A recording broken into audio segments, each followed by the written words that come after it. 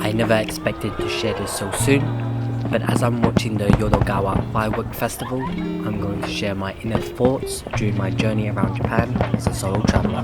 My name is Christian, and in this channel called Abroad, I'll be documenting my journeys around the world, sharing and explaining to you my experience through photography. Without further ado, while I do love the sights of the fireworks, let's go somewhere a bit more quiet so I can explain my journey. Woo!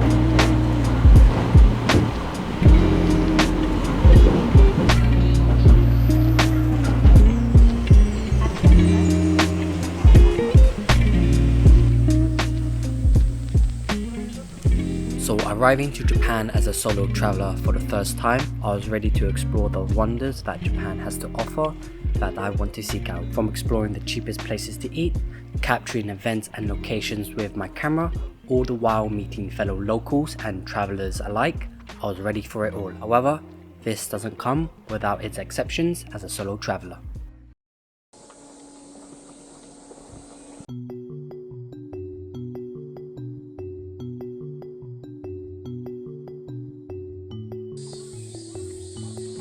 Hi, just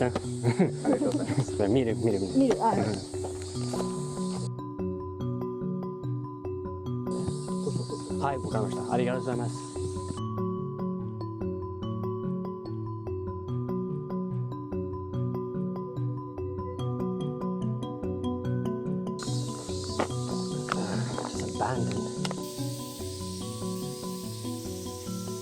Covering city to city, documenting all my experiences throughout, the initial adrenaline of Japan begins to settle down beginning in my second month. With my arrival in Okayama, I was already feeling a sense of uncomfortable solitude and fatigue. It was not a situation I was comfortable being in.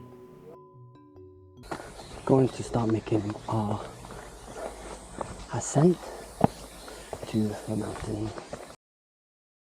So thinking about it and sitting with my thoughts on why I was having difficulty overcoming this hurdle, I noticed that while I was trying so hard to explore as much as I can to create videos in such a short amount of time, I was getting fatigued both mentally and physically. Especially being alone, it was difficult to acknowledge the fact that I was being hard on myself, which is a recurring habit of mine. It was time to find a solution soon or risk being burnt out completely.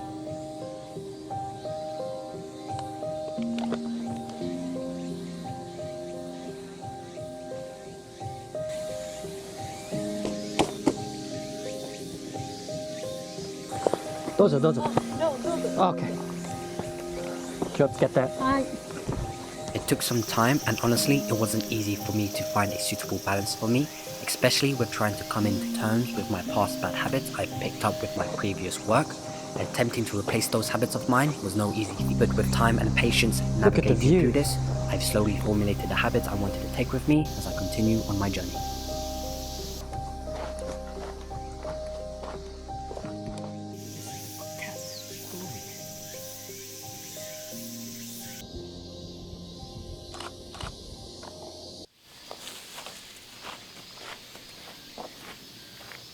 However, I could have not done it without the people I've met along my travels in Japan. Having a chance to listen to their stories they shared with me, it really gave me a new perspective and appreciation of life even more. Going to the observation deck now, which is not the summit, but it's just a part of the top.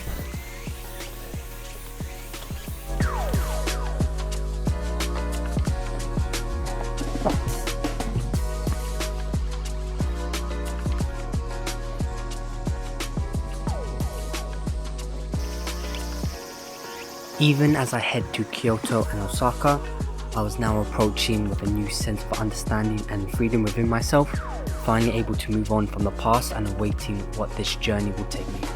Though the goal stays the same, to document and capture my experiences throughout the world through photography, the mindset on how I approach this goal has changed for the better. For this new approach would have not happened if I didn't have the courage to challenge myself to attempt solo traveling for the first time ever for this long period of time.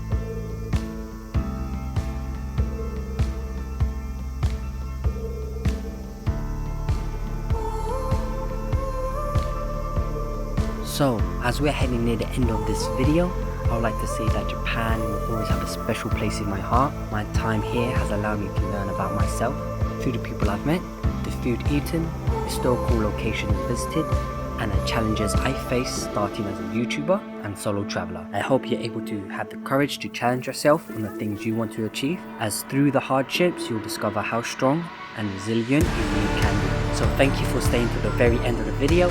Let me know in the comments when's the last time you challenged yourself and how you overcame it. And without further ado, Japan, domo arigatou gozaimasu, and I'll see you till next time.